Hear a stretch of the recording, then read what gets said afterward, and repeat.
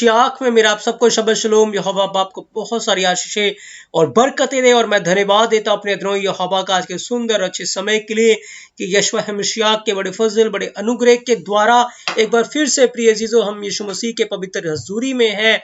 आज यहोवा बाबा के पवित्र कलाम से सीखने के लिए तो आए हम इजराइल के लिए, यरूशलेम के लिए प्रार्थना करें कि मेरा यहोवा बाबा इजराइल को, यरूशलेम को शलोम की आशीषें दे और इजराइल की जो खोई हुई भेड़ें हैं वो यशवा मशीआक के नाम से बचाई जाए और मेरा द्रोही उन सब का उद्धार करे यशवा मशीआक के नाम से, आमीन।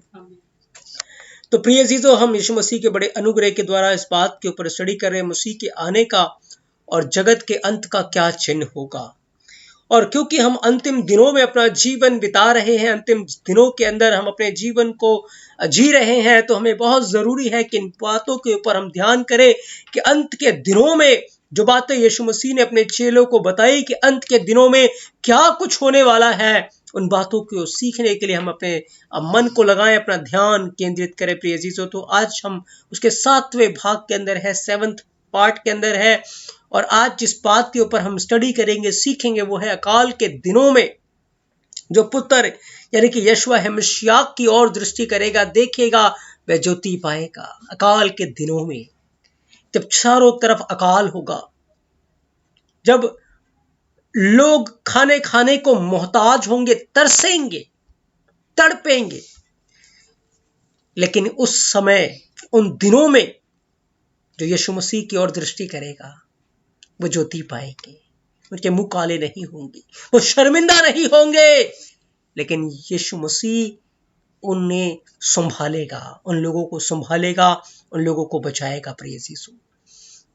तो हमने सीखा था मत्ती 24 अध्याय 3 वचन से कि कैसे यीशु मसीह के चेलों ने यीशु मसीह से बात की कि हमें बता तेरे आने का और जगत के अंत का क्या चिन्ह होगा। और यीशु मसीह ने कहा कि अकाल पड़ेंगे, जगह जगह अकाल पड़ेंगे। ये नहीं कहा पूरी पृथ्वी पे अकाल पड़ेंगे, लेकिन जगह जगह अकाल पड़ेंगे। और आज हमारे सुनने में आता है कि कहीं अकाल पड़ रहा है, कहीं कुछ हो रहा है, कहीं कुछ हो रहा है। यीशु मसीह ने ये बातें कही और ये बातें पीड़ाओं का आरंभ होगा। और अकाल के बारे में हम सीख रहे हैं। अकाल को इब्रानी भाषा में अर्राब बोलते हैं और इसके अंदर से हमने बहुत सारे शब्दों को निकाल कर उसके ऊपर स्टडी की। और आज हम अर्राब के अंदर से एक और शब्द को देखेंगे, वो है एबर।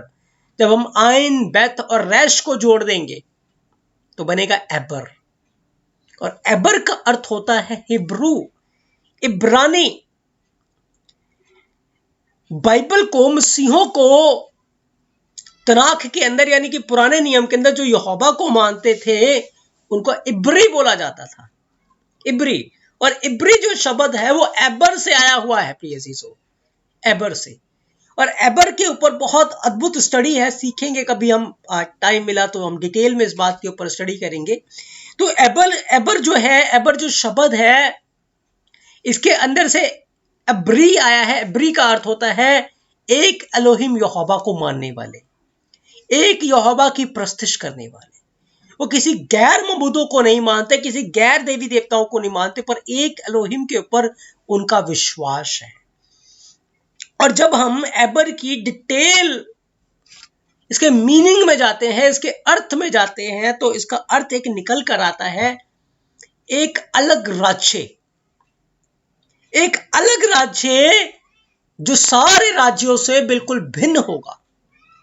और सच में यहोवा को मानने वाले लोगों के लिए यहोवा गवाही देता है, तुम याजकों का समाज हो, तुम पवित्र प्रजा हो, तुम यहोवा के लिए एक राज्य हो। और सच में इसीलिए यहोवा ने हमारा नाम इब्री रखा है। हम इब्री लोग हैं जो यहोवा की उपासना करते हैं, जो यीशु मसीह की उपासना करते हैं। उन लोगों को जिसे मसीह को मानने वाले मसीही बोला जाता है, ऐसे ही एबर को मानने वाले, एबर जो लोग हैं, उन्हें इब्री बोला जाता है। और इब्री का अर्थ होता है, एबर का अर्थ होता है एक अलग राज्य, जो एक यहोवा को मानते हैं, जो एक एलोहिम यहोवा को सजदा करते हैं, उसकी आज्ञाओं को, उसके हुक्मों को वो मानते हैं। ये शब्द हमें रआब के अंदर से निकल कर आता है प्रिय अजीजों। और इसके अंदर क्या भेद, क्या रहस्य अदरोही ने छुपाया है, उस बात के ऊपर मैं आपको बताना चाहता हूं। रआब के अंदर से हमने एबर को देखा, और एबर के अंदर जो आता है वो आइन है, बेथ है और रश है। प्रिय यीशु, आइन, बेथ और रश। और जब आइन को हम देखते हैं, आइन का अर्थ है आंखें, आइस, और आगे बर है, और बर का अर्थ होता है पुत्र, यीशु मसीह। तो हमें क्या मिलता है एबर के अंदर से? अकाल के दिनों में जो पुत्र की ओर देखेंगे वो ज्योति पाएंगे, उनके मुंह काले नहीं होंगे, वो उस वक्त भूख से तड़प नहीं रहे होंगे, पर उनके चेहरों के ऊपर, उनके जीवन के ऊपर एक अलग सुकून होगा, एक अलग शांति होगी। प्रिय यीशु, पौलुस 30 दिन तक जहाज के अंदर सूरज नहीं देखा, वो कहता है वहां खाने पीने के लिए कुछ नहीं था, लेकिन उसके चेहरे से रौनक खत्म नहीं हुई थी, ज्योति खत्म नहीं हुई थी। यहोवा उसकी ज्योति था। प्रिय यीशु, ऐसे ही जो पुत्र की ओर देखते हैं वो इब्री लोग हैं, वो एबर को मानने वाले एब्री लोग हैं, वो जो यहोवा की प्रस्तिश करते हैं। तो हमें अपनी आंखें अकाल के दिनों में, उन दिनों में जब चारों तरफ तबाही का मंजर होगा, कुछ भी नहीं होगा, दुष्ट के लोग तो खा पी रहे होंगे, भरपूरी से होंगे उनके पास, लेकिन मसीही लोगों के लिए सताव का पीरियड होगा। और यहोवा की ओर से जो अकाल आएगा, उस अकाल के अंदर पूरी दुनिया के लोग ग्रसित होंगे, लेकिन मसीह लोग शांति में और शलोम में रहेंगे, जो अपनी आंखें यहोवा की ओर, मसीह की ओर लगा के रखते हैं। प्रिय यीशु, आए हम बाइबल से वचनों को सीखेंगे इसी विषय के ऊपर। हम पढ़ते हैं दूसरा राजा 6 अध्याय, उसके 24 से 25 वचन के अंदर। दूसरा राजा 6 अध्याय को आप पूरे डिटेल में पढ़ें। यहां पर एक भयंकर अकाल के बारे में लिखा है जो अलीशा के दिनों में पड़ा। प्रिय यीशु, और इस अकाल के अंदर क्या हुआ लिखा है, इसके बाद अराम के राजा बेनहदद ने अपनी समस्त सेना इकट्ठी करके सामरिया पर चढ़ाई कर दी और उसको घेर लिया। तब सामरिया में एक बड़ा अकाल पड़ा, बड़ा अकाल, क्योंकि दुश्मनों ने देश को चारों तरफ से घेर लिया था और सामरिया के अंदर चढ़ाई की थी, और सामरिया के अंदर एक बहुत बड़ा भयंकर अकाल पड़ गया। और उस अकाल में क्या हुआ, ऐसा घिरा रहा कि अंत में एक गधे का सिर चांदी के 80 टुकड़ों में, चांदी के 80 टुकड़े में बिकता था। और कब की चौथाई भर कबूतर की पोटी 5 टुकड़े चांदी में बिकता था। मतलब इतना भयंकर काल था कि उन दिनों के अंदर लोग अपने आप को जीवित रखने के लिए गधे का सिर जो है वो 80 टुकड़ों में खरीद रहे थे चांदी के, और उसको खाकर वो अपना जीवन जी रहे थे। लोग कबूतर की पोटी को, कबूतर की बीट को खाकर जीवित रह रहे थे। सोचे, ऐसा समय वो था, भयंकर अकाल पड़ा हुआ था सामरिया के अंदर। कबूतर की बीट खाकर, ऐसे अशुद्ध चीजों को खाकर, घिनौनी चीजों को खाकर लोग अपने आप को जीवित करें, ऐसा भयंकर अकाल उन दिनों में पड़ा था। उसके बाद क्या हुआ लिखा है, एक दिन इजराइल का राजा शहर पनाह पर टहल रहा था कि एक स्त्री ने पुकार कर उससे कहा, हे राजा बचा। उसने कहा, यदि यहोवा तुझे ना बचाए तो मैं तुझे कब तक बचाऊंगा, कहां बचा सकता हूं, मैं नहीं बचा सकता तुझे। दूसरा राजा 6 अध्याय 26-27 वचन से हम आगे पढ़ रहे हैं। और उसने पूछा कि क्या हुआ। उसने कहा, इस स्त्री ने मुझसे कहा था मुझे अपना बच्चा दे दे, हम उसे आज खा लें। सोचे, ऐसा टाइम वो था कि माएं अपने बच्चों को काट के खा रही थी। कैसा भयंकर अकाल था, इतना भयंकर अकाल जो अंत के दिनों में फिर से आएगा। लिखा है कि एक मां ने अपने बच्चे को मारा और दोनों माओं ने मिलकर उसे खाया। कहा, इस स्त्री ने मुझसे कहा मुझे अपना बेटा दे कि हम आज उसे खा लें, फिर कल मैं अपना बेटा दूंगी और हम उसे भी खाएंगे। तब मेरे बेटे को पकाकर हमने खा लिया। सोचे, कितना दुख की बात है और कितना पीड़ित बात है ये सुनने में। एक माँ अपने बच्चे को दे रही है खाने के लिए, एक माँ अपने बच्चे को खुद जीवित रहने के लिए काट के खा रही है। ऐसा भयंकर काल था। और उसके बाद लिखा है, तब मेरे बेटे को पकाकर हमने खा लिया। फिर दूसरे दिन जब मैंने उससे कहा अपना बेटा देख कि हम उसे खा लें, तब इसने अपने बेटे को छिपा रखा। ये बात जब राजा के पास पहुंची, राजा बहुत दुखी हुआ कि मेरी प्रजा में क्या हो रहा, लोगों को खा रहे हैं, बच्चों को खा रहे हैं। राजा ने अपने वस्त्र फाड़े, टाट ओढ़ लिया, शोक का पहरावा पहन लिया। इतना भयंकर अकाल था। और उसने क्या किया, अलीशा जो उस समय यहोवा का दास था, यहोवा का नबी था, अलीशा के पास भेजा कि आज अलीशा को मैं मार दूंगा, आज अलीशा का सिर उसके धड़ से अलग कर दूंगा। क्यों अलीशा के खिलाफ वो बगावत कर रहा है, क्यों वो अलीशा के खिलाफ है? क्या हुआ था प्रिय जीजो, एक बार अलीशा अपने कमरे में दुआ कर रहा था और उसका सेवक जब बाहर गया, उसने देखा अलीशा के चारों तरफ दुश्मन ने घेरा डाला हुआ है, घेरा हुआ है अलीशा को पकड़ने के लिए। बहुत बड़ी सेना, बहुत बड़ी फौज अलीशा को पकड़ने के लिए आई है। क्यों अलीशा को पकड़ने के लिए आई है? क्योंकि अराम का जो राजा था वो इज़राइल के राजा को बंदी बनाना चाहता था, उनके ऊपर राज्य करना चाहता था। लेकिन अलीशा बार बार इज़राइल के राजा को बता देता था कि तेरे दुश्मन वहां पर तेरी ताक में है, तेरे दुश्मन वहां पर तेरी ताक में है। और अराम का राजा परेशान हो गया और उसे समझ नहीं आ रहा था कोई कौन भेदिया है जो इन सारी बातों को बता रहा है। तब किसी ने बताया कि अलीशा जो इज़राइल के अंदर है वो राजा को सब कुछ बता देता है। तो राजा इतना डर गया कि उसने अपनी पूरी सेना को भेज दिया अलीशा को पकड़ने के लिए। लेकिन अलीशा ने प्रार्थना की और सेवक की आंखें खुली। सेवक ने देखा कि उन दुश्मनों के पीछे अग्नि में घोड़े और अग्नि में रथ थे। तो अलीशा के लिए वो सारी की सारी जो सेना थी, अलीशा का कुछ भी बिगाड़ नहीं सकती थी। अब अलीशा ने प्रार्थना की कि यहोवा इनकी आंखों को अंधा कर दे। यहोवा ने उसकी आंखों को अंधा कर दिया। और फिर अलीशा उनको सामरिया ले गया। और जब सामरिया ले गया तो राजा ने पूछा कि क्या मैं इनको मार दूं? अलीशा ने कहा नहीं, इसको मारना मत, इनके लिए अच्छा भोजन खिला पिला और इनको वापस भेज दे। और अलीशा ने प्रार्थना की, उनकी आंखें आ गई और उनको अच्छा दावत दिया गया, अच्छा खाना खिलाया गया। उसके बाद उनको वापस भेज दिया गया।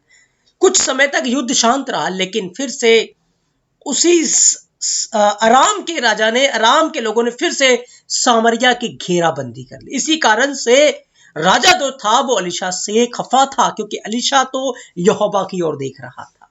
उसने यहोवा के वचन के अनुसार अपने दुश्मनों से प्यार किया, दुश्मनों से अच्छा बर्ताव किया, यहोवा के वचन के अनुसार। इस कारण से यह विपत्ति आज अलीशा के ऊपर आई है।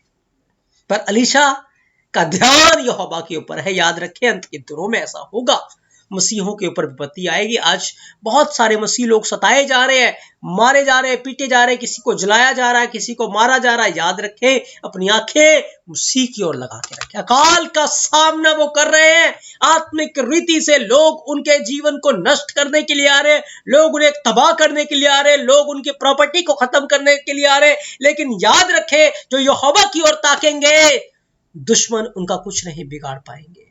जो यहोवा की ओर ताकेंगे, जो यीशु मसीह की ओर ताकेंगे, वो ज्योति को पाएंगे, उनके मुकाले नहीं होंगे। राजा ने क्या किया? राजा ने भेज दिया एक आदमी को अलीशा को मारने के लिए। लेकिन अलीशा को पता था एक व्यक्ति आ रहा है मुझे मारने के लिए। और अलीशा ने जिन लोगों के साथ वो बैठा था उसने बता दिया कि राजा ने किसी को भेजा है, राजा ने किसी को भेजा है। राजा का ईमान डगमगा गया और राजा ने कहा यह विपत्ति यहोवा की ओर से है। अब मैं आगे को यहोवा की बात क्यों जाऊं, मैं क्यों उसकी प्रस्तुति करूं? उसने वो ईमान से भटक गया। लेकिन अलीशा उन दिनों में यहोवा के ऊपर उसने अपना ध्यान लगा के रखा। अंत के दिनों में यही होगा। यीशु मसीह ने कहा धर्म के बढ़ने से, पीड़ाओं के आने से बहुत सारे लोगों का क्या होगा? प्रेम ठंडा पड़ जाएगा। जैसे आज पड़ रहा है, प्रार्थना में मन नहीं लग रहा, वचन में मन नहीं लग रहा, जीवन ठंडा पड़ा हुआ है। क्यों?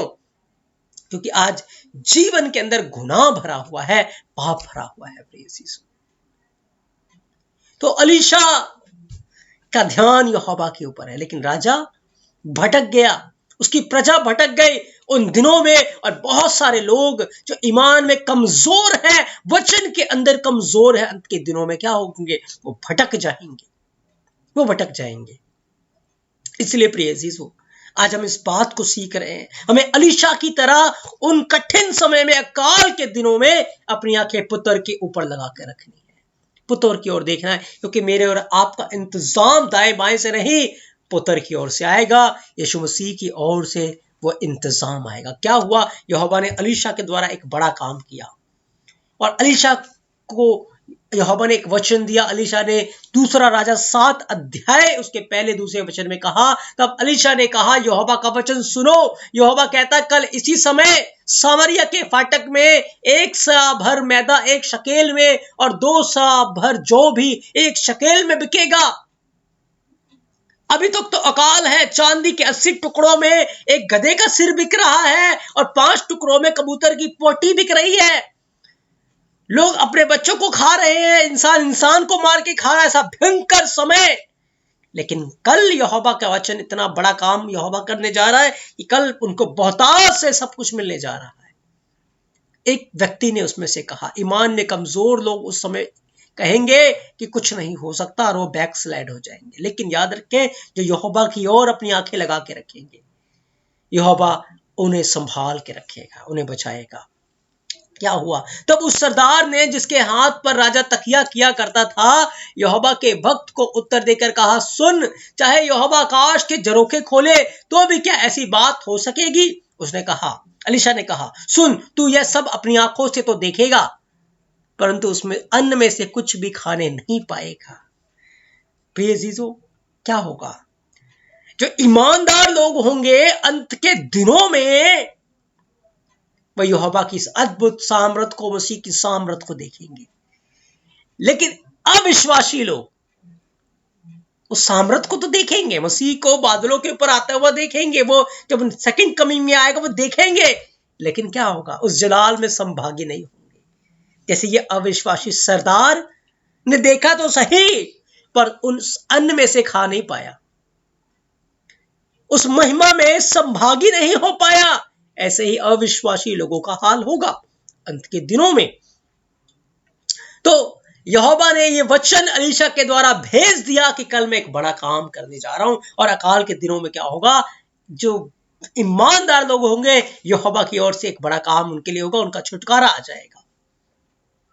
हम बाइबल के अंदर पढ़ते हैं, जब स्तिफनुस के ऊपर पथराव किया जा रहा था, उसको मारा जा रहा था, स्तिफनुस एक एक बूंद पानी के लिए तरस रहा था, एक बड़े अकाल का सामना उस समय वो कर रहा था, बूंद बूंद के लिए वो तरस रहा था, लोग पत्थरवाह कर रहे थे, लेकिन उसने अपनी आंखें मसीह की ओर लगाई, स्वर्ग की ओर लगाई, यीशु मसीह की ओर लगाई, और उसका चेहरा सूरज के समान, स्वर्गदूत के समान लिखा है, चमकने लगा, उसने ज्योति पाली। क्यों? क्योंकि उसने अपनी आंखें पुत्र की ओर लगाई। उस कठिन समय में, उस टफ टाइम के अंदर, कठिन समय के अंदर उसने अपनी आंखें मसीह की ओर लगाई, यीशु मसीह की ओर लगाई, और उसका चेहरा ज्योति में हो गया, और लोग उसे पत्थरवाह करते रहे, लेकिन अगले ही क्षण क्या हुआ? वो मसीह की गोद में पहुंच गया, और सब कुछ उसके पास अब बहुतायत से जीवन जल का पानी है, खाने की टेबल लगी हुई है, तरह तरह के फ्रूट्स और खाने की चीजें हैं, मसीह के साथ वह भोजन कर रहा था। अगले ही क्षण एक बड़ा काम ऐसे ही मसीह लोगों के लिए भी होगा। प्रिय अजीजों, ईमानदार लोगों के लिए भी होगा, जो अपनी आंखें पुत्र की ओर लगा के रखेंगे। यहोवा ने ये बड़ा काम अलीशा के द्वारा किया। क्यों? क्योंकि अलीशा ने अपनी आंखें यहोवा के ऊपर लगा के रखी, यीशु मसीह के ऊपर उसने अपनी आंखें लगा के रखी, अपना ध्यान लगा के रखा उसके वचनों के ऊपर। और क्या हुआ? जो आराम के लोग थे और जिन्होंने घेरा किया हुआ था, यहोवा ने उन्हें बड़े घोड़ों और रथों का शब्द सुनाया, उन्हें वो घबरा गए, और सारे के सारे क्या हो गए? घबरा कर अपना सारा माल सामान सब छोड़ के भाग गए, सब छोड़ के भाग गए, अपने प्राणों को लेकर भाग गए। अब वो तो भाग गया, लेकिन इजरायलियों को नहीं पता कि वो भाग गया, अब जाकर हम वहां पर सामान ले सकते हैं, खा पी सकते हैं। सब भाग गए, लेकिन क्या हुआ, एक बड़ा कार्य हुआ। 4 कोढ़ी जो फाटक के बाहर थे वो आपस में कहने लगे कि अगर हम नगर में जाएंगे अकाल पड़ा हुआ मर जाएंगे, और यदि हम यहां पड़े रहे तब भी मर जाएंगे, तो क्यों ना हम अरामी लोगों की छावनी में चलते हैं, वहां तो खाने के लिए सब कुछ है। यदि वो मार देंगे तो मार देंगे, और यदि जीवित छोड़ देंगे तो फिर हमारा खाना पीना हो जाएगा, हम जीवित रह पाएंगे। उन्होंने कहा हम अरामी लोगों की छावनी में चलते हैं। तो वो कोढ़ी अरामी लोगों की छावनी में गए, और अरामी लोगों की छावनी में जाकर उन्होंने क्या देखा कि वो अरामी लोग भागे हुए हैं। पूरा जो छावनी है वो खाली पड़ा हुआ है, और उन्होंने अच्छे से खाया पिया, और उसके बाद जाकर इस्राएलियों के राजा को बताया कि अरामियों की छावनी जो है वो खाली है। अराम के राजा ने कुछ लोगों को भेजा और देखा कि सच में वो खाली है, और फिर लोगों को भेजा गया और सारी छावनी को, सामान को लूट लिया गया, सारे सामान को लूट लिया गया। और उसके बाद जो वचन यहोवा ने अलीशा के द्वारा कहला भेजा था, जो वचन यहोवा ने अलीशा के द्वारा भेजा था कि कल इसी समय 1 शकेल के अंदर 1 सवा मैदा और 2 सवा जौ मिलेगी, वो पूरा हुआ, पूरा हुआ। और उस सरदार को जिसने इस बात को कहा था यहोवा यदि आकाश के झरोखे भी खोलेगा तो क्या ऐसी बातें होंगी, उसको वहां का अधिकारी बनाया गया। लेकिन क्या हुआ, जब लोग टूट रहे थे, लोग जा रहे थे उसको लेने के लिए, सामान को लूटने के लिए, वो जो सरदार है लोगों के पांव के नीचे आ गया और वो दबकर मर गया। उसने देखा कि यहोवा ने ये काम कर दिया, यहोवा ने जो वचन अलीशा के द्वारा भेजा था उसे पूरा कर दिया। देखा, लेकिन वो कुछ भी खाने नहीं पाया, लोगों के पांव के नीचे दब के मर गया। याद रखे, जो अविश्वासी लोग होंगे, जो ईमान में बने नहीं रहेंगे, विश्वास में मजबूत नहीं रहेंगे, अंत के दिनों में क्या होगा, मसीह के क्रोध में जल के राख हो जाएंगे, मसीह के क्रोध में जल के खाक हो जाएंगे। क्यों? क्योंकि उन्होंने यहोवा के वचन की पालना नहीं की, वो विश्वास में बने नहीं रहे, उन्होंने पुत्र की ओर नहीं देखा, यीशु मसीह की ओर अपनी आंखें लगा के नहीं रखी, इसलिए क्या होंगे, वो नाश हो जाएंगे। लेकिन याद रखें, जो यहोवा की ओर देखेंगे, जो मसीह की ओर देखेंगे, वो ज्योति पाएंगे, उनके मुंह कभी काले नहीं होंगे। और जो वचन यहोवा ने अलीशा के द्वारा, दूसरा राजा 7 अध्याय पहले दूसरे वचन में कहा था, उसे हम 18 वचन में पढ़ते हैं, यहोवा ने पूरा किया। और यहोवा के भक्त के ने जैसा राजा से कहा था, कल इसी समय सामरिया के फाटक में 2 सआ जो 1 शकेल में और 1 सआ मैदा 1 शकेल में बिकेगा, वैसा हो गया। यहोवा अपने लोगों को शर्मिंदा होने नहीं देता। जो लोग उसकी ओर दृष्टि करते हैं, जो लोग उसकी ओर ताकते हैं, जो लोग उसकी ओर देखते हैं, वो ज्योति पाते हैं, उनके मुंह कभी काले नहीं होते। इसलिए प्रिय सीसो, हर परिस्थिति में, हर सिचुएशन में हमें अपनी आंखें यहोवा की ओर लगानी, यीशु मसीह की ओर लगानी। काल के दिनों में, कठिन समय में, चाहे हमारे पास कुछ हो चाहे कुछ ना हो, हमें अपनी आंखें मसीह की ओर लगानी है, ताकि सच में हमारा इंतजाम फिर यहोवा की ओर से होगा। यहोवा अपने इस पवित्र वचन के द्वारा आपको बहुत सारी आशीषें और बरकतें दे। आज हमने अकाल के बारे में सीखा कि अकाल के दिनों में जो मसीह की ओर देखेंगे वो ज्योति पाएंगे, उनके मुख कभी काले नहीं होंगे, उनके लिए बड़ा इंतजाम होगा। और यहोवा के लोग इब्री लोग हैं, जो कि अलग एक राज्य है, जो कि यहोवा की महिमा करते हैं, यहोवा की प्रस्तुति करते हैं। यहोवा अपने इस पवित्र वचन के द्वारा आपको बहुत सारी आशीषें और बरकतें दे। आमीन।